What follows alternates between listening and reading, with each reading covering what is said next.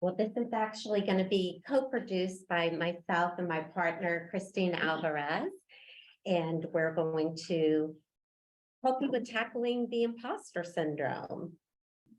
So here's what we're going to do today.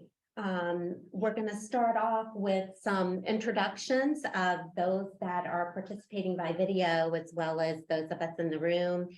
And then we're going to dive into a definition of imposter syndrome to talk a little bit about what that means, where that comes from, how do you know if you have it? And then as part of that, we're going to identify types of doubt that feed into imposter syndrome and what it looks like when we're experiencing self-sabotage and negative self-talk. And then finally, and most importantly, we're going to share some actions to help you overcome when imposter syndrome is happening. And then finally, we're going to share with you a case study and have some discussion around how do we put this into action? What does it really look like when we put those actions into play to try to combat when we think we're experiencing imposter syndrome? But first, let's first talk about who we are. So I'm Eileen Springer. I'm an executive and career coach.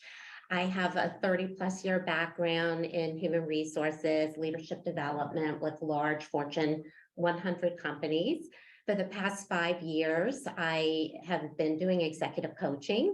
I partner with Christine on an initiative called Your Next, which is really about a lot of our clients are looking for what's next for them.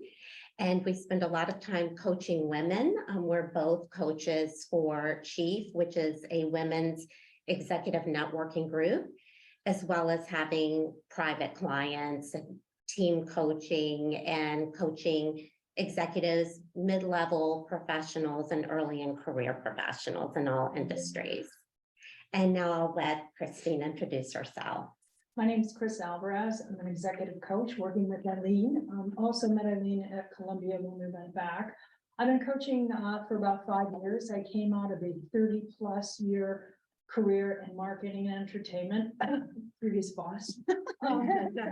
And so it was a nice segue. It was time, but I got into the coaching space actually because I had a lot of good mentors and bosses, and it's a piece that I liked better than marketing. So we really work with people who are in career pivots and transitions because it's a big piece and having both of us do it. So aside from that, that's why we're here today and to talk a little bit about imposter syndrome.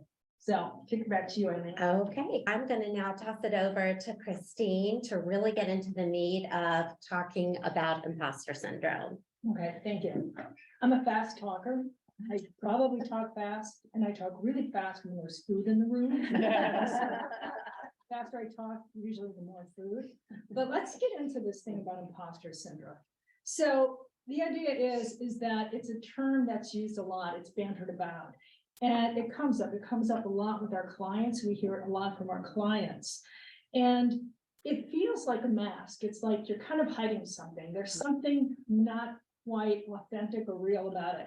And it can be daunting, it can be detrimental, and it can lead you, but we want to do today is kind of break it down. We want to break that down, imposter syndrome, negative self-talk, self-sabotage, and then have some actions to overcome it, because pretty much everybody really feels this at some point of their lives. So let's break this down a bit today. So next slide. On my computer. There we go. Okay, so the idea is imposter syndrome was a term that was coined by some researchers way back in 1978. And it was really about women, the women that they were working with. They were professors and social scientists. And they found out that there was this feeling of not feeling authentic, being a little bit of a fake. And over the course of the years with social media, this is actually broadened out now. And so the idea of imposter syndrome actually kind of stretches the boundaries, and it goes beyond gender, age, and career level, but the reality is that imposter syndrome is an experience. It's not a pathology. So it's not really a syndrome, right? It's really a phenomenon. And that's actually how they started out with this.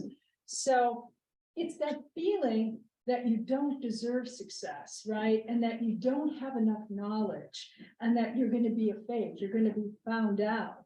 It's that internal experience of being an intellectual phony. And so this idea of imposter syndrome really overlaps with the concept of self-negative talk or negative self-talk and self-sabotage. But the takeaway is whether it's imposter syndrome, whether it's negative self-talk, or whether it's actually, it's my third one, right? Self-sabotage, it leaves you with doubt. Doubt's the biggest piece. And so what we want to do is I want to break down doubt a little bit, because doubt lives in two big buckets. There's healthy doubt.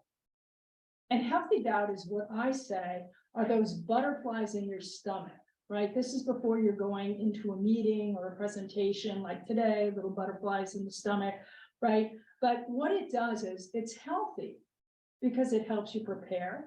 You get anticipation, you get excitement. But what it does is it provides you with a little bit of guardrails, right? You're going to be more thorough. You're going to cross your T's. You're going to dot your I's. That's healthy.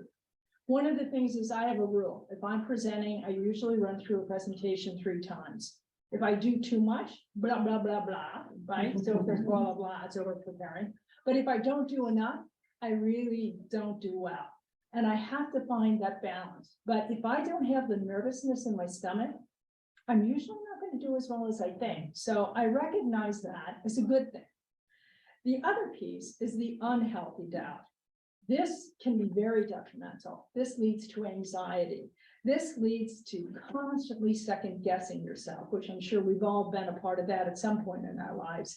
And it can lead to a lot of anxiety and paralysis. The term analysis paralysis, right? It's that. It's like constantly overthinking. So that really is, how we look at self-doubt. And then there's the negative self-talk, right? We all, as human beings, have a negative bias. We lean towards a negative bias. What does that mean? That means, how many of you get up in the morning and you go into the bathroom and you look in the mirror and you're like, I have the best nose in the world. Anybody do that? Okay. What do? What? Oh, what's that? Or like all of a sudden, where do we go to? We go to what needs to be fixed, what is negative, what is not perfect. We have this tendency to fix. We don't spend enough time appreciating what is good. And we spend way too much time trying to break down the bad. So the idea of negative self-talk is that it shows up, right? These negative biases. People with imposter syndrome can experience a lot of negative self-talk, right? So it's that ruminating. How many of us have had a horrid situation? What do? We play it over and over and over in our head, or we talk about limiting self-beliefs. We can't do it. We won't do it. We're not going to be good at this. We're going to just skip it. The should statements. I should have done it. I should have done this. I should have done that, right? We could spend a lot of our time on shoulds. And then it's the catastrophizing, right? It's like, oh my God, everything is Armageddon. This is just going to be the worst, the positive worst. And then there's pessimism, always looking for that negative. That comes from that negative bias, that self-negative bias thing that we have. And then there's the all or nothing thinking, right? It's either everything or it's nothing. And so negative self-talk pops up a lot in our heads. And the idea is what do? How do we catch ourselves and how do we address it? So we want to spend some time talking a little bit about that in imposter syndrome today. The next piece is self-sabotage. And this is really, this can really be something to watch for because it can be very, very harmful. This is where you have already convinced yourself it's not going to work. You are going to fail. You have convinced yourself of failure even before you began. And so that's a very hard piece to think about. But really, self-sabotage can be very freezing. And the thing about self-sabotage is that it manifests in a lot of different personas. So it comes up as the perfectionist, right? And perfectionism, I like to think, is a myth. right? You can get close, but perfectionism seems to be that kind of holy grail that may or may not exist. But you have trouble letting go. You have to do it. It has to be just right. I call it peel the apple this way, right? There's a million ways to peel an apple, but I'm a perfectionist. I need you to peel it this way. Left to right, leave the core in, core at the end, perfectionism. Workaholic, right? Taking on more. If you're not doing 55 things, you're not doing enough. Something's wrong. You need to push yourself more and more and more. So you keep taking on more assignments and putting more on your plate. Then there's that expert piece, right? You have to be the expert. You want to know everything. You want to do the deep dive. You want to understand what's in that apple peel or how everything works. And it's hard to let go. When do you pull out, right? When do you allow yourself to say it's just good enough? And then the other piece is the genius, right? A lot of people actually give up on things because they don't think they're going to be good enough at it, or that they're not good at it right off the bat, right? If they're not that concert pianist by age 5, forget it, you know? So your expectations of yourself are really important to think about that. It takes time to become proficient. And then the soloist, right? Having to do everything yourself, right? If I want it done right, I'll do it myself, right? A common trap to fall into. So you have the self-sabotage, and you have the negative self-talk, and you have the imposter syndrome, and all this stuff swirls in your head on different things. And it's like, okay, wow, that's a lot to take in. And it's a lot for one single person to process by themselves. So what do you do about it? How do you say, okay, whoa, wait, just hold on a minute. So what Eileen and I did is we've had a lot of talks about this. And part of it is because we've seen so much of it with our clients. And we put together 3 pieces, 3 phases. And it's really a series of questions to ask yourself when you feel you're in this moment. And they work for whether it's self-sabotage, it works for imposter syndrome, and it works for negative self-talk. So the first piece that we ask you to do is to just diagnose and identify. Stop right now. What are you feeling? Where are you? Is it self-sabotage? Is it negative self-talk? Is it imposter syndrome? So try to call it out, name it. The minute you get it, name it. Just stop for a moment. And then the next piece is, what circumstances is this happening to me? Is it happening when I'm with upper management? Is it happening when I'm with other people who I feel are experts? Is it happening with my teams? Is it happening with the finance people? So find out when this happens. And then what is it about the circumstances? What is it about the circumstances that make you feel this way? Is it a knowledge base? Is it just an insecurity? What are you feeling? Why is this happening? So just take a moment to break it down and address it. The next piece is challenge the thoughts, really. And this is really an important piece because how realistic are the thoughts and the feelings?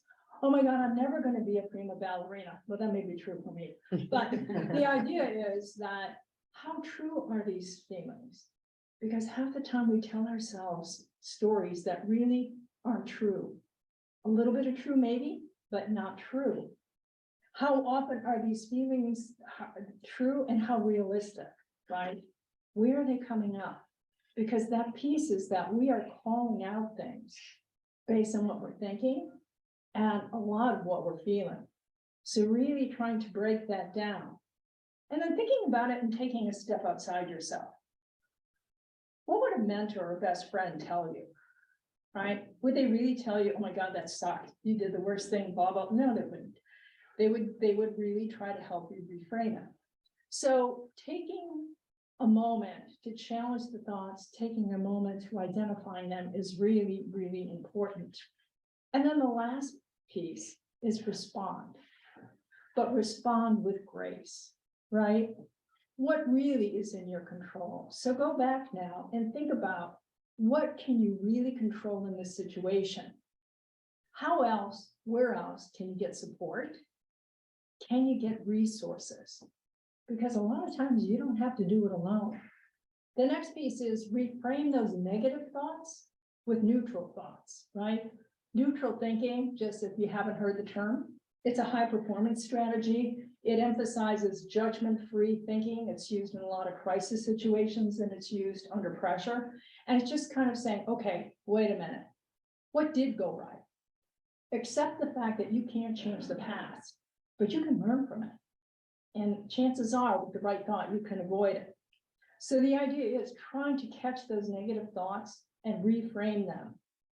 And then what would it feel like to focus just on the positive? Just look at the good that came out of it. There's always good that comes out of something. You just have to look hard enough. So these are the pieces that we ask you to think about. And what we're going to do, if we have time, we're going to give you a scenario. And then I want you to think about these pieces. And now I'm going to kick it over to Eileen. And we have worksheets with those questions on, so you don't have to write feverish. Yeah. So what I'm going to do, I just shared in the chat the worksheet. So for those of you on video, you'll be able to get that worksheet. For those of you in the room, I'm going to ask you to take a look at these worksheets. You can take these with you, and it's just to have something in front of you to recap what some of these categories are and what some of the questions are that you may want to ask. And to help you think about when you get ready to hear this case study, how would you diagnose and identify what this person, Kathy, is experiencing? How do you challenge the thoughts? And then how might you coach Kathy to respond with grace? Okay, so let's see how to make that go away. Okay.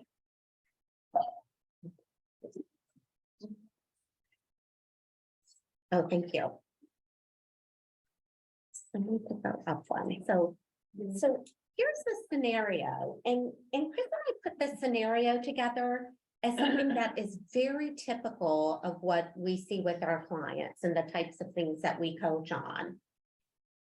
The scenario is that Kathy's preparing a major presentation to her board of directors. Her last presentation did not go well and left her shaken. The feedback she received was that she did not have control of the room. People were talking over her and her data was questioned. This is new feedback that Kathy had not heard before, and she is uneasy about ever presenting again. Fast forward, Kathy has spent weeks preparing for this next meeting. She cannot think of anything else and has spent weeks compiling data and rehearsing. She's very nervous and telling herself this disaster will be repeated. She cannot sleep or eat and has lost focus. Okay, so that's the scenario. I want you to take just a couple of minutes and you can reference your worksheets and think about how would you advise Kathy? How would you identify what she's experiencing? And how would you recommend that she move to action to address what she's experiencing?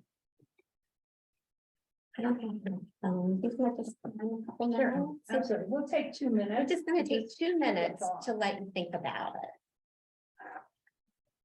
But what we want to do is open it up for discussion and kind of ask these questions. Yeah. So let's start with those of you that are coming in by video. Based on that scenario, what is it that Kathy is experiencing? Can anyone on video name what Kathy is experiencing? So my first, there was a lot of thoughts around this, but my first thought is that she's gotten into this place of self-sabotaging because of her peers. And she's now working so hard, she's working herself into a frenzy, a downward spiral, that it actually is going to happen again. Exactly. Thanks so much, Denise. So what actions can Kathy take to calm her fears? Anyone here in the room want to share what you put down for some actions that she can take? Yes. I would say that she would get, after she has her presentation put together, maybe do a role play with a fellow coworker or her manager and say, I want to run through my presentation with you, my data, my facts, maybe get some mock questions so that she feels prepared and ready to get feedback Right. from peers or management. Exactly, just like what Chris was describing is the right amount of practice for her to have healthy butterflies, but to not be paralyzed. Yes, I think that taking control of the room is important on her part in the beginning. By setting boundaries and what her presentation is gonna be, and also engaging people. So asking people questions throughout the presentation will eliminate them from trying to run her over. And again, I think preparation is key too, for sure. excellent. I said that she should just go take a walk. Yeah. Yeah. I said, do yoga, breathe. Yeah, Relax. yeah. Yeah. Once you know your stuff, it's like you're over preparing. It's like too much in your head. You've got to get out of it. Once she knows it, pull herself out and tell herself, I've got this. And then the breathing. Sometimes analyzing, well, what did go wrong? The scenario, she got feedback that the first one didn't go well. So even though that can be a painful exercise, sit down, where did that feedback come from? Help me understand that more. And where do I make my adjustments for the next time? Right. I also think, I spent 10 years in the world of Wall Street, and so it was very competitive, and we had to get in and get out. And I think people try to, the old term we used to use is don't spill your candy in the lobby. I don't know if you ever heard that. But I think people try to unload every piece of information in any presentation, whether it's 10 minutes or an hour. So we always used to talk about 3-point stories. So point 1, point 2, point 3 with some information underneath it, and then start any presentation with tell them what you're going to tell them what you just told them. Which you don't literally do that, but like in the essence of it. So to have that kind of framework is a control that Kathy would have to give her to give her the strength and the framework to be able to get it out to the audience more clearly. And just with the self-sabotaging, just because the first presentation went wrong or not as well as she had hoped, if she does do all the things you ladies recommended, then she needs to be positive that this one's gonna be better. It's not necessarily gonna go wrong. Yeah, I invite people to think about, and I would invite Kathy to think about what would make her comfortable. Would it be the boundaries? Would it be being succinct? Would it be practicing with someone who could be more of a critical partner for her? But understanding what could she do in that room that would bring her a bit of comfort? Whether it's having an ally or a sponsor or somebody like that, but also digging in a little bit as to what would help her in that moment that we may not be seeing on our points, right? So that's always the piece and that goes back to the feelings and the thoughts is what else? What's behind that? What else can you do for yourself? One thing we see with clients in this situation is that that could have been a perfectly fine presentation with a different audience. Yeah. So knowing your audience and leveraging your boss or your peers to have a better understanding as to, is this normal? Maybe this happens to everyone that presents to the board. Or is there, are there conversations in advance that could be happening, or could your boss be paving the way for you? But being willing to ask for help and to recognize that you need other resources in certain situations to be better prepared, so that you're not just in your own head.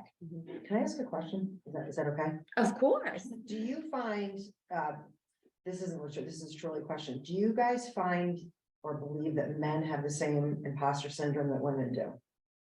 And if so, does it manifest differently? And the other thing I think is interesting is how we as women talk to each other, and Women's Month, international.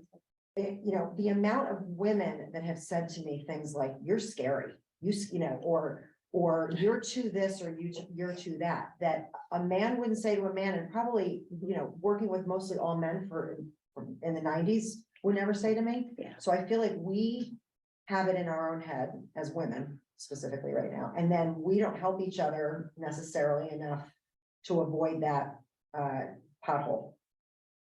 So I'll respond and then I'll let Chris respond. So research supports everything you just said, that women are more prone to have imposter syndrome, and there is that different language between women in the workplace Yeah. versus between men in the workplace. So yes, I find it much, much more prevalent in my female clients and my male clients. Interesting. Chris? And that's actually one of the pieces that we've seen in some of the research is that women tend to value competence. Men tend to value confidence. Yes. Yes. So 100%. it's exactly the piece of women will tend not to apply for a job unless they're about 80 to 99.9% of all the qualifications on the JD job description. Men, if they got us about 45, yeah, come on, let's do it. And now, is that a good thing or a bad thing? Is it a cultural thing? There's lots of debate in how you can do it, but you know, the competence piece is a very important part. It may come just as people are hardwired. So to think about it in that sense, and with, you know, and with the younger workforce, yes, we're seeing a little bit more of imposter syndrome with men, but it does tend to resonate deeper with women. And I will say in general, we're seeing more imposter syndrome with everyone, particularly young people, as a result of the pandemic and not having as many in-person interactions, and with young people not having the experience of the informal learning that others have had before them, because they spent 2+ years really not learning from in-person experiences. And it's caused a lot of people, both men and women, to lose their confidence. Yeah, Eileen, there was also an interesting point in the book that I read about secret thoughts of successful women, and they sort of dialed it back to childhood too, where boys were like, oh, go ahead, go do this, do that. You know, boys were always more supported by the parents, like not worried about as much, where the girls were like, be careful, don't do that, maybe that's not safe. And it was, you know, they brought it back to that almost, that as how we grow up, boys are like, Yes. go do it, tackle the world, but girls, be careful, don't, you know, Yes. watch what you're doing, don't say the wrong thing. So they sort of dialed it back a little bit to that point too, but they did say that they made a correlation between women who are like, oh, I want to be sure and I want to be safe, and guys like, come on, let's go for it. What happens if it doesn't work out? The woman laments over it, the guy's like, whatever, let's try it again next time. So it was Yes. interesting how the mindsets are different in male Yes. and female. I mean, I have coached men who have gotten this feedback of Kathy, and their response, some of them, has been, well, what a bunch of jerks. Yeah. I told them what they needed to know, Right, and they didn't give me a chance to talk, versus Interesting. what would be a typical female reaction of, it must have been something I did wrong in the Mhm. presentation. Yeah. Can I just say, I love that you brought this up. Oh, I'm glad, thank you. Because, it's so insane in my business. Men just lie. Yeah. They just make stuff up when they don't know. Thank you, so make it. Yeah, yeah. It's just like, and if I'm with other, professional women, like clients, that can also tell they're lying, we're just like, oh. We're on Zoom rolling our eyes, and they're just like, you know, spewing it. And they get away with it every time, and the clients are like blindsided because they see the confidence. Where I would be like, I don't know, let me see, let me figure that out, you know, I'll get back to you, or like, I'll admit that I don't know something. Mhm. And men don't do that.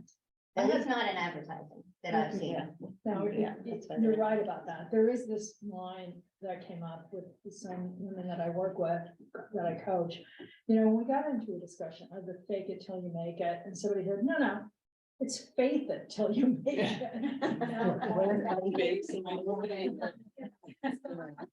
That goes back to the positive piece. Yeah, and I think it's also like the sabotage thing where like, I'm the expert, which I usually am because I'm old enough to be everyone's mother in the room now. So I have to be the expert.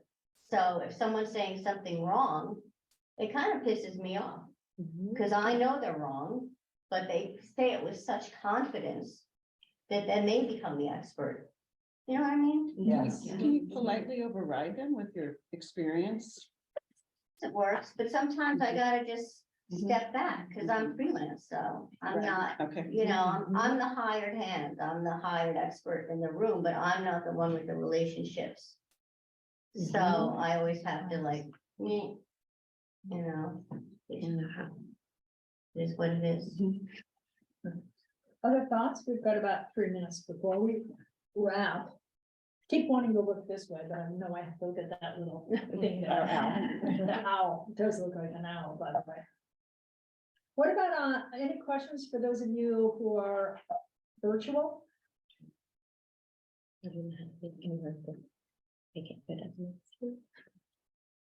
Any other thoughts, Denise, Heather, Sandy, Rachel? No, everything that you covered there is spot on. Same thoughts here. Yep, exactly. Right. Good.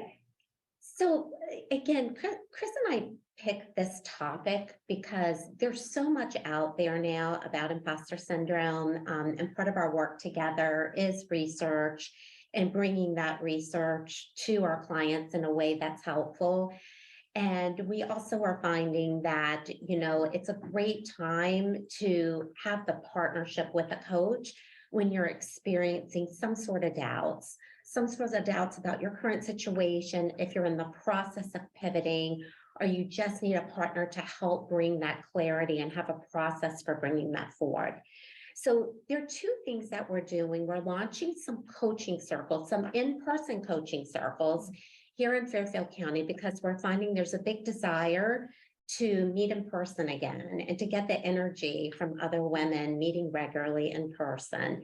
And we're actually going to be holding an information session about coaching circles in March. So if you're interested, please let us know.